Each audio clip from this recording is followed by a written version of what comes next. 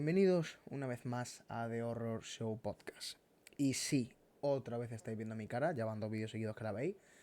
Estoy generoso, no me digáis el por qué. Pero bueno, vamos a lo importante. Este vídeo posiblemente lo habréis visto un par de veces en el canal solamente, no sé si una o dos. Imaginaos cómo será que lo poco que lo puedo hacer así, que ni me acuerdo de cuántos vídeos habré subido así. Pero hoy vamos con un top, sí. Y voy a deciros de qué. Posiblemente todos aquí habéis visto la película de REC o la película de El proyecto de la bruja de Blair. Ambas películas son estilo metraje encontrado o found footage. Películas cámara en mano, con una estética como muy casera, como muy amateur, y que en su momento funcionaron muy bien. Sin ir más lejos, The Blair Witch Project en Estados Unidos llegó a tenerse en cuenta como que era una película real, que era un metraje encontrado real, hasta que, bueno, se entendió que fue una campaña publicitaria y tuvo el éxito que tuvo como película. REC en España funcionó casi de la misma manera. Aquí casi no se conocía ese estilo de película hasta que llegó REC. A partir de ahí pues se empezó a conocer pues el proyecto de la bruja de Blair, Paranormal Activity y este tipo de películas.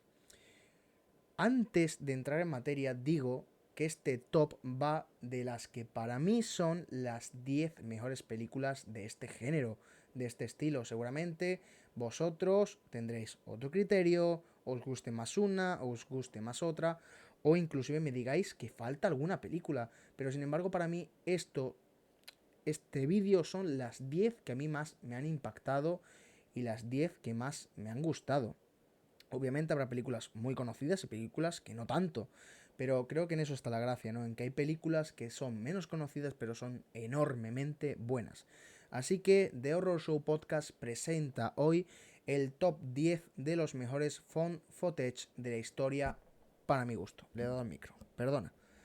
Así que, sin más dilación, vamos con el vídeo. Bien, comenzamos el top con el puesto número 10 y tenemos la película Mothers of Monsters. Para mí es una joya escondida, es una de esas películas que cuando la encuentras quizá no te llama la atención, pero cuando decides verla, sinceramente te deja un sabor de boca espectacular. En la película se nos trata de explicar que el ser padre no es una tarea fácil, además de ello es un tema que se ha utilizado muchas veces en el cine de terror. Sospechar que tu hijo es un psicópata debe ser muy complicado, y más aún cuando tú como padre quedas en una posición muy vulnerable sin saber qué decisión o qué hacer con él. Mothers of Monsters explora esta área de la paternidad en un momento donde en los Estados Unidos cada vez se veían más y más de estos casos. La película nos cuenta que Jacob nunca ha sido un niño normal. Tiene una personalidad muy enigmática y un temperamento muy difícil de controlar. Todo ello desata que su reciente comportamiento lleve a su madre Abby a sospechar de que Jacob está planificando algo horrible, por lo que se propone tomar el asunto con sus propias manos. En ese momento es cuando la relación de ambos se deteriora y caen en una espiral de violencia y desconfianza que revive ciertos traumas del pasado de Abby. Esta película, he de decir que me impresionó, es el debut como directora y escritora de Tucia Lyman, que sinceramente se mete en una película y trabaja una historia muy controvertida y sobre todo emocional. Mother of Monsters se desarrolla con muchos de los vídeos provenientes de un sistema de seguridad que en un momento en la película vemos que Abby instala en la casa para espiar a su hijo. La mayoría de los vídeos que vemos son desde un ordenador donde están archivados tanto los vídeos de las cámaras de seguridad como de teléfonos móviles y viejos vídeos de la niñez de Jacob. Estos últimos vídeos, se dijo, o al menos es lo que se hace entender, son vídeos reales de la infancia del actor que lo interpreta. La mayoría del peso de la trama recae sobre las actuaciones de Melinda Page y Bailey Edwards, como Abby y Jacob, quienes hacen un excelente trabajo atrapando la atención del espectador en su dinámica. Aunque los vídeos en la película no siempre siguen un orden cronológico, es fácil seguir lo que sucede en cada uno y por qué se muestra. En la mayoría de estos hay algo de exposición para poner al espectador en contexto, lo cual ayuda a que la historia pueda fluir. Sin embargo, es verdad que en algunos casos, no demasiados, hace que los diálogos o comentarios se sientan obligados con el único propósito de que el espectador entienda qué ocurre. Aunque esto no es algo que saque al espectador de la película, en ocasiones sí es verdad que es un poquito innecesario. Y perdón por el acento sevillano que me acaba de salir. Pero bueno, como bien digo, en ocasiones en la película se ve muy forzado el que expliquen qué ocurre, pero sinceramente no afecta ni a la calidad del guión ni a la calidad de la película, sigue siendo muy buena. Mother of Monsters explora la vida de una madre que sospecha que su hijo es un psicópata en una película que resulta tanto tensa como emocional. La combinación de un buen guión con buenas interpretaciones, porque sinceramente el actor que interpreta a Jacob es brutal. Demuestra en cada momento lo que es una persona con una psique completamente dañada y lo muestra perfectamente, ¿no? Y creo que es lo que logra mantener al espectador dudando sobre si Jacob en realidad es un psicópata o solo un joven con problemas de conducta. Y todo esto lo mantiene hasta el sorpresivo y emotivo desenlace. Esta película se adentra en un tema caliente, o al menos en su momento, recordemos que salió en 2020, se adentró en un tema un poquito controversial en cuanto a la violencia familiar en Estados Unidos. Entonces, tiene como esa parte política, pero sin llegar a convertir la película en una propaganda. Por lo tal, es una película que sinceramente me encanta y sinceramente es brutal. Es una película completamente cargada de suspenso, te mantiene en vilo hasta el final y como bien he dicho antes, llega un punto en que no sabes si Jacob es quien está loco o si Abby es quien está loca. Llega ese punto, pero sinceramente os recomiendo verla porque sinceramente es brutal. Y vamos con el puesto número 9. Bien, vamos con el puesto número 9 del top, en el cual tenemos Paranormal Activity. Seguramente muchos, sobre todo la gente española del canal, conocéis esta película. En 2007 fue un revuelo completo, ya que hacía años que al menos, según la crítica, no llegaba a algo tan rompedor al cine español. Pero bueno, yo he de decir que esta película me gusta, pero sin embargo no la puedo endiosar porque es una película que no inventa la pólvora, ya que obviamente se han hecho muchas películas parecidas antes de esto. Tampoco tiene un guión elaborado y tampoco alcanza ninguna profundidad con sus personajes. Pero a pesar de todo tiene mucho, pero que mucho mérito, ya que entretiene, intriga y crea una atmósfera de terror encrechendo durante toda la película. Los actores llegan a ser tan espontáneos que transmiten una gran sensación de realismo, lo cual llega a acrecentar más todavía la factura amateur que el film trata de mostrarnos. Funciona muy bien con planos muy simples de cámara fija, además de también esos momentos donde la protagonista decide llevarse la cámara consigo para grabar. Planos simples pero que funcionan, que mantienen intriga, que dan miedo, que asustan, que te mantienen nervioso. Es una película que muy pocas veces vais a ver que suceda en el cine. ¿Por qué? Tenía un presupuesto muy, pero que muy reducido, apenas 7.000 o 10.000 dólares, pero sin embargo lideró taquilla tanto en España como en Estados Unidos y se convirtió en un auténtico fenómeno del cine de terror sobrenatural. Lo más gracioso para seguir aumentando es que el responsable de esta película es un programador de videojuegos, ni siquiera es un director de cine. Para colmo, rodó la cinta con dos actores completamente desconocidos como Katie Featherston y Micah Slutt.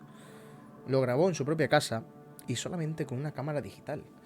Este asunto puede recordar a mucha gente a el proyecto de la Bruja de Blair. Obviamente vamos a salvar distancias, creo que el proyecto de la Bruja de Blair es prácticamente una oda al cine de found footage o al cine de terror sobrenatural.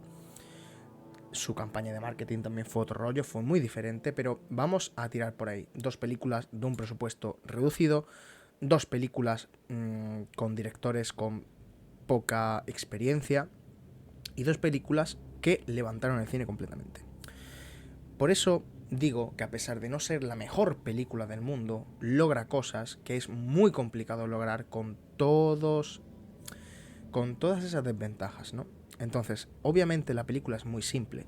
Katie y Micah, nuestros dos protagonistas, sospechan que algo ocurre en su casa. En un momento llegan a pensar que es posible que un espíritu los esté acechando, sobre todo a Katie. Por lo tal, deciden dejar una cámara de alta definición que les vaya grabando, sobre todo mientras duermen, para observar si hay cualquier tipo de anomalía o cosa extraña. Desde que la colocan, la actividad paranormal se va intensificando hasta el punto de que llegan a ver acontecimientos inexplicables, desde una puerta que se abre sola, desde luces que se encienden sin ningún tipo de motivo, y en ese momento es cuando poco a poco, antes de volverse locos, deciden pedir ayuda a un experto. A partir de ahí todo lo que ocurre es un sinfín de emociones hasta llegar al desenlace. Es una película con un guión muy básico, pero sin embargo te mantiene enganchado a la tele durante todo el rato que dura, desde principio a fin. Prácticamente no tienes ningún tipo de intermedio en el que te puedas quedar tranquilo porque siempre está pasando algo, siempre estás pendiente, siempre ves que algo se mueve, siempre ves que algo se apaga, que algo se enciende, que algo ocurre. Por tal, no es la película más reinventiva de la historia, pero sin embargo es una película que con muy poco genera muchísimo, y por eso está en el top 9 del vídeo. Y con esto vamos con el siguiente puesto, el número 8. Bien, y en el puesto número 8 tenemos una película que me encantó, creo que una de las que más disfruté de este top, y sería La posesión de Michael King. Esta película trabaja sobre la siguiente idea, podríamos decir, y es que no creer en algo no significa que no exista. Quien se mete con lo que desconoce puede terminar muy mal parado. La posesión de Michael King es una película de terror cuya historia se basa en esas ideas. A pesar de ser una película found footage, que salió en una época donde estaba en completo auge, es una película enorme y que prácticamente se distancia de todo lo que había en ese momento. Michael King en la película es un director de documentales que perdió a su esposa Samantha. Ella era muy religiosa, mientras que él no lo es en absoluto. Después de su muerte, Michael vive con su hija y su hermana. Michael, que no cree que exista nada más después de la muerte, decide realizar un documental donde él es el protagonista, para demostrar que no existe ni Dios ni el diablo. Sin embargo, con el tiempo percibe que puede que realmente sí exista algo. Debido a que es la historia de un documentalista que se está filmando a sí mismo, la película está protagonizada prácticamente por él solo. Obviamente está en escena en todo momento. Él consigue mantener el ritmo y hacerlo crecer a medida que avanza la película y conforme el personaje lo requiere. Ellie, la cual es la hija de Michael, no está excepcional, pero cumple de manera aceptable con su personaje, a pesar de su corta edad. La fórmula a la cual el guión recurre es muy común en muchas películas de terror, y sería la del padre que hará cualquier cosa para defender a su hija del mal. Es curioso percibir que esa idea se repite en varias producciones. El guión de esta película lo firma David Young, que escribió la historia con Teddy Safarian, uno de los responsables de la historia de Terminator 3. Lo sorprendente es que La posesión de Michael King es la primera película de David y que además se ha encargado de las labores de escribir y dirigir, y a pesar de su inexperiencia realiza un gran trabajo tanto en una función como en otra. Otro aspecto, diría yo, muy pero que muy destacable del guión, incluso por tratarse de un documental, son las explicaciones ofrecidas sobre las diversas posibilidades para ponerse en contacto con el lado oscuro, un intento hasta cierto punto exitoso para aumentar el suspense en la película. En ese momento entonces existe un cierto equilibrio entre las escenas de suspense con las de terror, muy comunes últimamente en este género.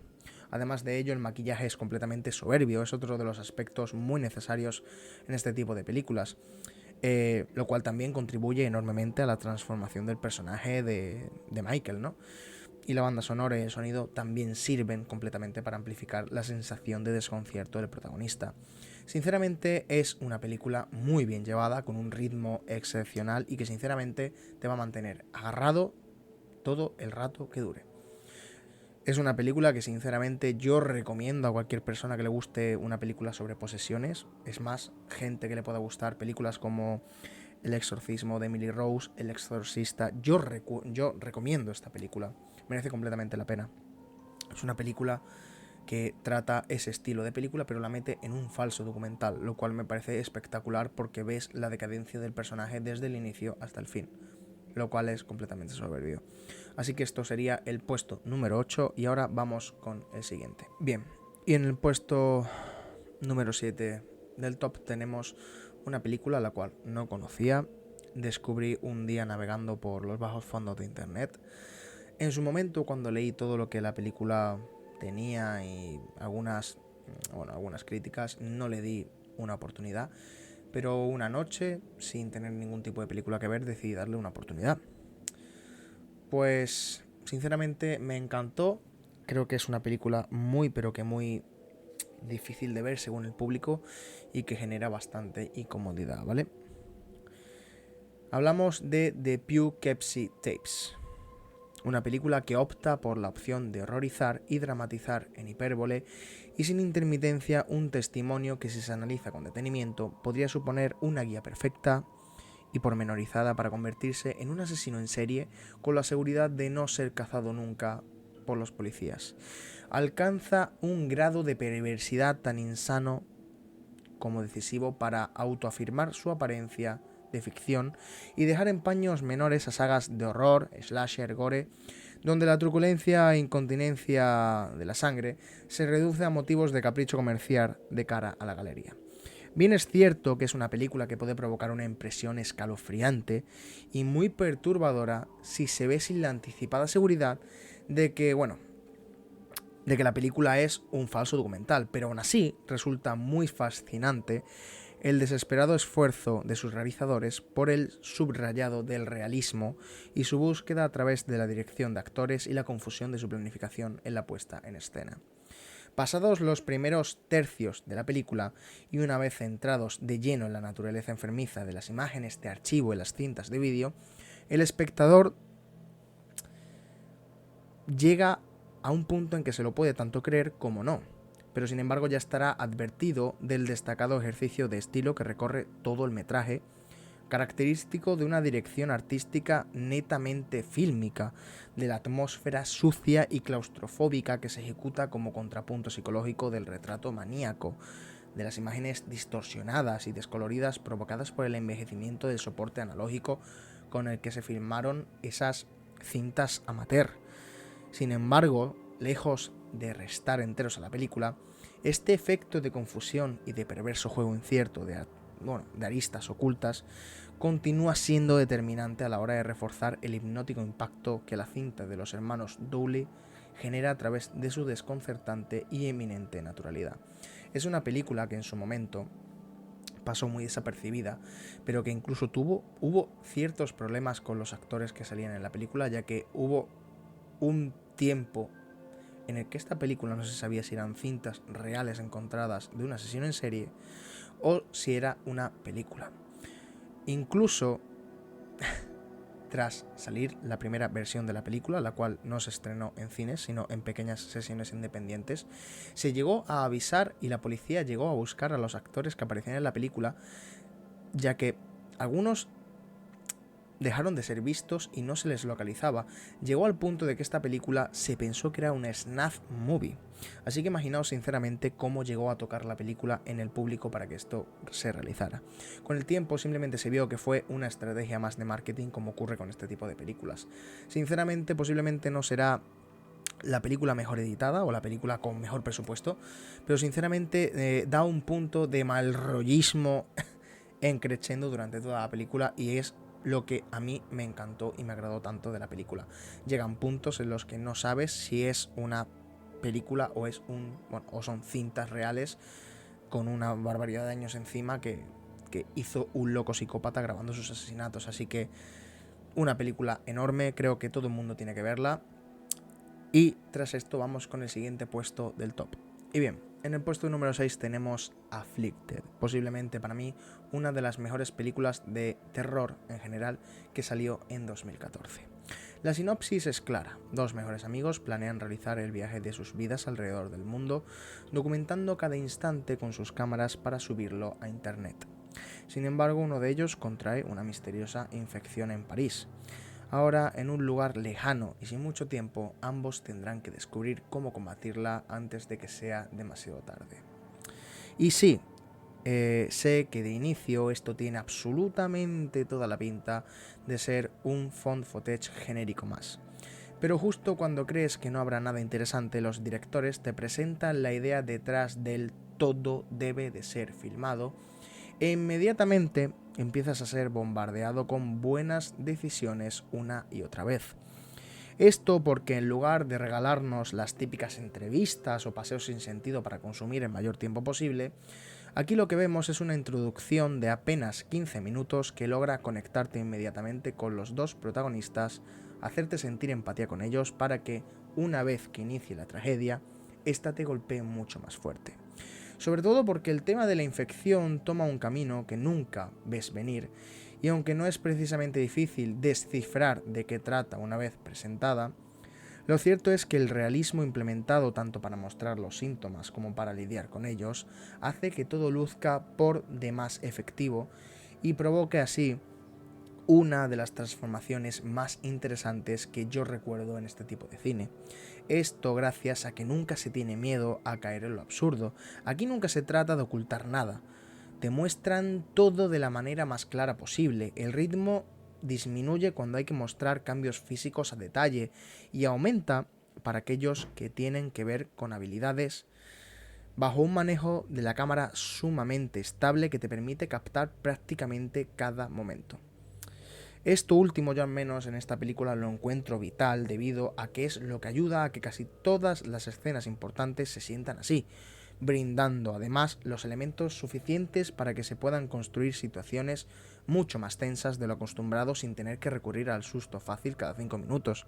La parte final es muy entretenida, especialmente porque cambia un poco el tono y se inclina más por la acción, regalándonos así algunas secuencias de persecución muy bien logradas, así como una conclusión que deja abierta una posible secuela. En las actuaciones sin duda el hecho de que Lee y Prowse sean amigos en la vida real ayuda mucho y mucho con la química presentada en pantalla, lo cual brinda algunas escenas realmente potentes y otras un poquito más suaves. La producción es muy buena en líneas generales, la edición está muy bien cuidada, tiene un trabajo de sonido brutal y efectos simples pero muy efectivos. Lo único que quizá te puede decepcionar un poco es el tema del maquillaje, pero bueno, a fin de cuentas es una producción pero de muy bajo presupuesto, no puedes pedir mucho más. Sinceramente, Afflicted me sorprendió gratamente, un found footage que le agradaría incluso a los mayores detractores de este tipo de películas. La recomiendo, sinceramente, porque si te gusta el tema de transformaciones y te gusta el found footage, es una película que sí o sí tienes que ver. Es posiblemente canon de este tipo de películas y es una visualización de sí o sí si eres fan del género. Sin ir más lejos, vamos ya con el top 5, vamos con las 5 reinantes aquí. Vamos con el puesto número 5. Bien, vamos con el puesto número 5 y sinceramente creo que esta es la película que más me ha costado acabar de todo el top. La película se llama Megan is Missing, ¿vale? Posiblemente no conozcáis la película, pero bueno, voy a resumiros muy rápidamente qué es, ¿vale? Es una película que con la trama poquito a poquito pasa de una película basicona y del típico thriller que puedes ver en un telefilm de toda la vida a una experiencia de terror espeluznante, un terror real que todos, por desgracia, podríamos llegar a vivir. La película nos presenta a Amy, la cual es la típica chica, la típica popular del instituto, y a su amiga Amy, la cual es un poquito más relajada, un poquito más niña buena. Y vemos ya el primer punto de la trama, que es cohesionar, y son dos personas diferentes, pero que son muy unidas, son prácticamente como hermanas. Poco a poco empezamos a ver todo lo que Megan ha hecho y todo lo que Amy trata de decirle que no haga, hasta llegar al punto cuando Megan conoce a un chico por internet, el cual en ningún momento le revela su rostro y solamente le manda una foto, la cual puede pensarse que es falsa. Este chico le pide quedar a Megan y ella, desoyendo el consejo de su amiga Amy, decide quedar con ella. Tras eso no volvemos a ver de Megan y Amy es la que empieza a tener varios pensamientos de que Josh, el chico que ella conoció por internet, puede haber raptado a su amiga. Poco a poco la película va avanzando y vamos viendo diferentes cosas, desde cómo se reconstruye supuestamente el caso del secuestro de Megan y cómo Amy poco a poco va atando cabos y viendo que posiblemente Josh tiene más que ver que lo que parece. La película sinceramente pasa de un punto en el que parece que estás viendo un telefilm de Antena 3 de hora de la siesta a un terror que te hiela por dentro, a un terror que te llega, o al menos a mí, llegó a lograrme una incomodidad enorme hasta el punto de parar la película y verla lo que me quedaba al día siguiente con una escena final muy, pero que muy bestia.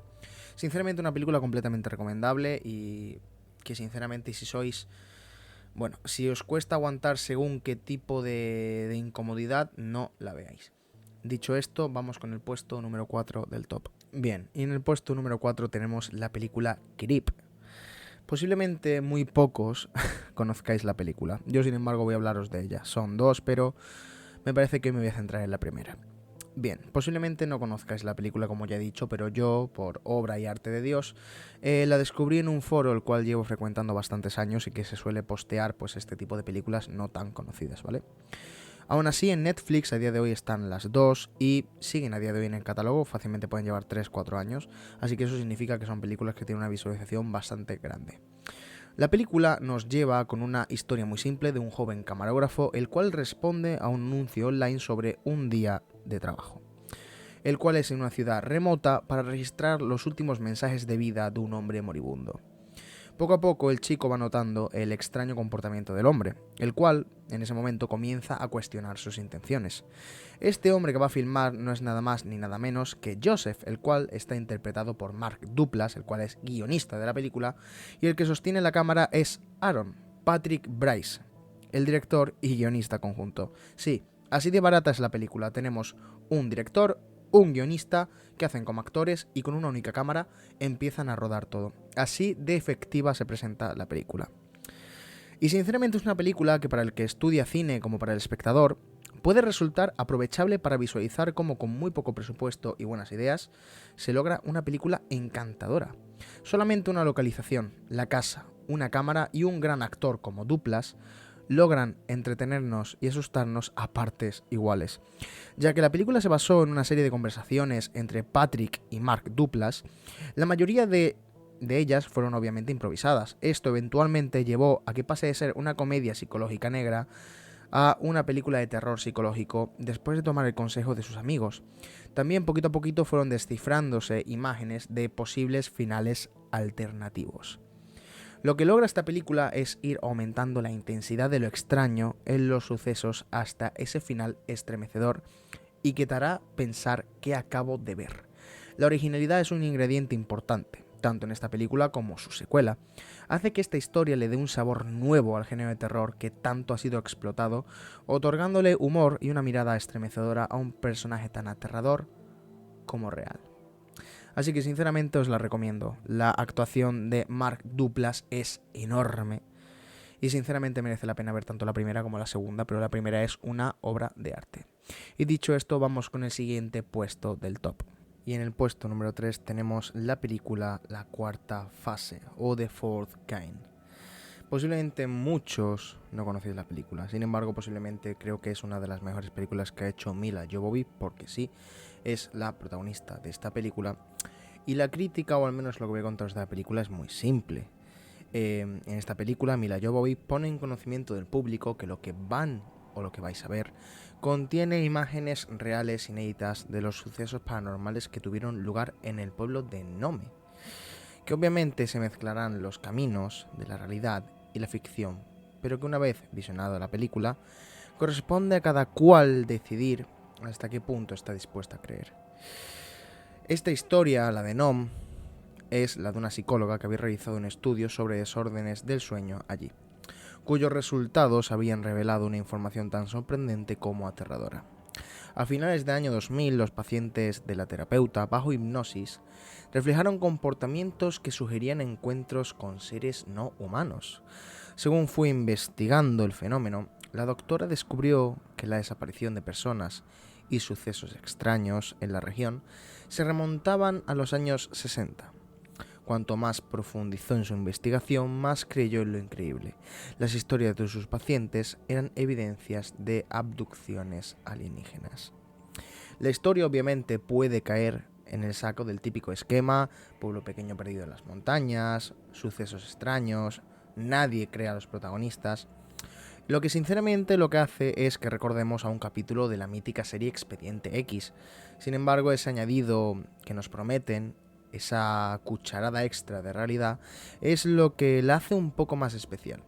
Ver las grabaciones inéditas, escuchar la historia de boca de sus verdaderos protagonistas, incluso verlos siendo víctimas de un suceso paranormal, todo ello crea un ambiente perfecto para que no te apetezca ni pestañear.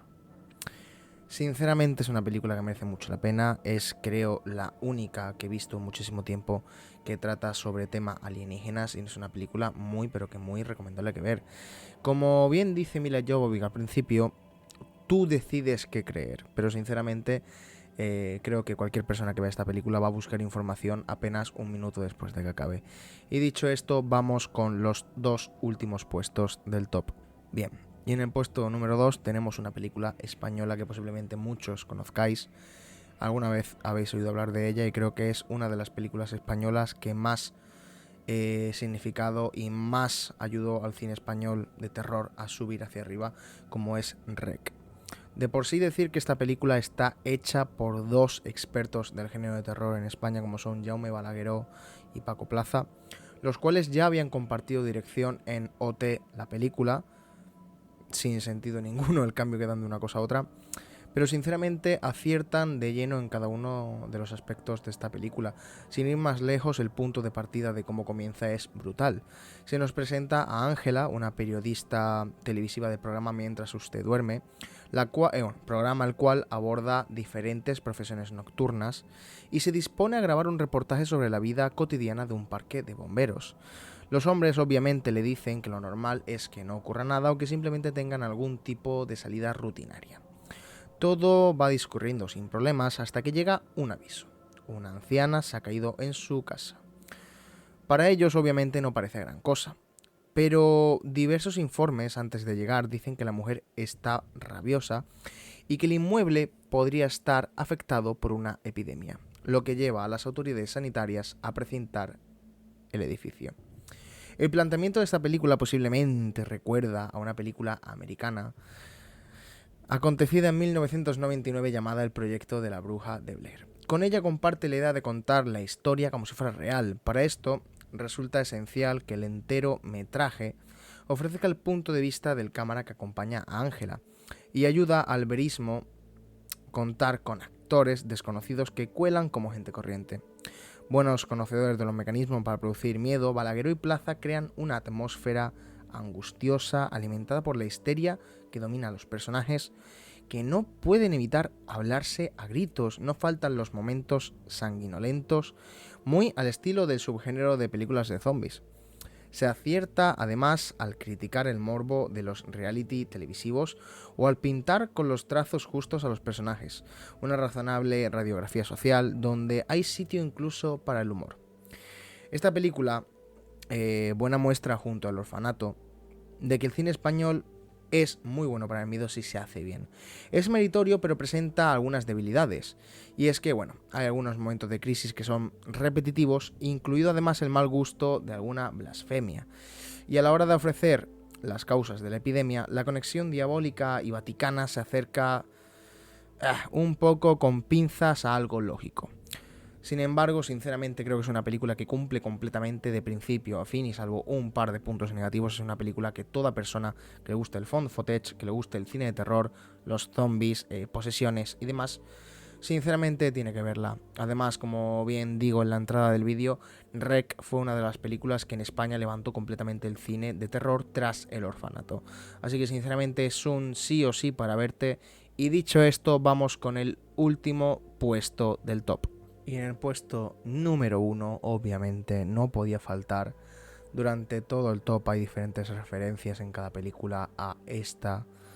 Y podemos decir que esta película funcionó como el hilo conductor de todo lo que de hoy vemos como un buen cine del metraje encontrado. Y hablamos del proyecto de la bruja de Blair.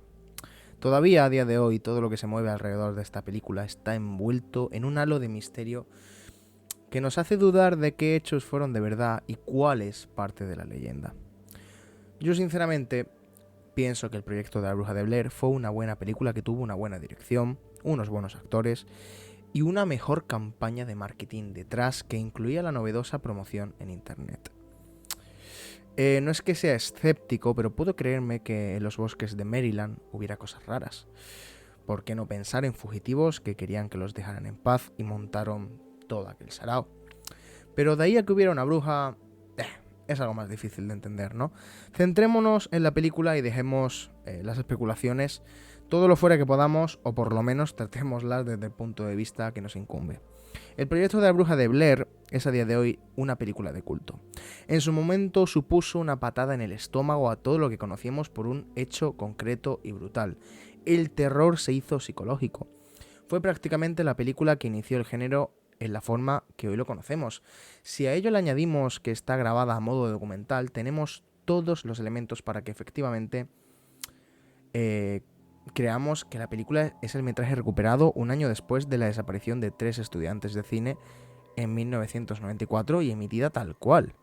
Como ya comenté, las películas de este género no siempre envejecen bien. Es posible que desde hoy esto no pase con el proyecto de la Bruja de Blair. Primero porque está muy bien hecha. Y segundo porque su formato amateur y de documental hace que no pueda envejecer mal. Y si no, acordaros de la brutal película, que seguramente muchos la conocéis, Holocausto Caníbal. Parte de la genialidad de sus directores, Eduardo Sánchez y Daniel Myrick, fue aunar el concepto de amateur y documental usando 2 cámaras, a veces casi simultáneamente, una en blanco y negro y otra en color. Los 3 chicos, Heather, Josh y Mike, usan las cámaras con una naturalidad que es normal pensar, que todo sucede en realidad tal cual lo narran. Para que os hagáis una idea, más o menos, esta idea se usa en la película de REC, la cual he comentado antes, en la que se filma todo el procedimiento. Esto genera una sensación de realismo poco habitual en el cine, ya que la cámara se mueve al compás completo de los protagonistas, generando ese caos tan equilibrado en la cinta. Llega a parecer real y empatizas con los actores porque alude a los miedos interiores de cada uno, al sugerir antes que mostrar, de tal forma que estás media película diciendo, joder, ojalá salga de ese puto bosque. Es obvio que en muchas escenas en las cuales los chicos discuten, no concebimos que puedan seguir grabando, pero hay que tener en cuenta, por un lado, que se trata de una película, y si no grabamos, obviamente no hay película, y por otra, que Heather es realmente una lunática del cine. Está obsesionada por grabar hasta la última mierda de pájaro que sea ligeramente diferente de la anterior mierda de pájaro. Así pues, yo obviamente os sugiero que para una inmersión total no perdéis detalle de los diálogos por intranscendentes que parezcan, pues la catarsis está en no tomarla como una película más de adolescentes gritando y corriendo como cobayas puestas de crack y speed a la vez. Sé que hay gente que se sintió estafada porque no conciben que se puedan hacer grandes rentables películas con pequeños presupuestos o en formatos innovadores, pero si nos basamos en el objetivo, peli de terror, creo que cumple completamente su cometido, sobradamente. Solamente dura 1 hora y 20 y no se muestra absolutamente nada. Todo prácticamente está a la imaginación de cada persona que la visione y sinceramente eso me parece espectacular. Pocas películas logran que tengas que imaginarte algo y te mantenga tan pegado a la pantalla que no quieres irte. Y este ha sido el puesto número 1, el proyecto de la Bruja de Blair. Espero que os haya gustado el vídeo, espero que os haya gustado cada recomendación, espero que si las veis disfrutéis cada una como yo las he disfrutado viéndolas y analizándolas para hacer este vídeo. Poco más que deciros, hasta aquí el vídeo de hoy de Horror Show Podcast se despide, pero no sin antes deciros que miréis muy bien cada pequeño rincón de vuestro cuarto, ya que puede que cuando apaguéis las luces, antes de iros a dormir, alguien os vigile. Esto ha sido todo y nos vemos en el próximo vídeo.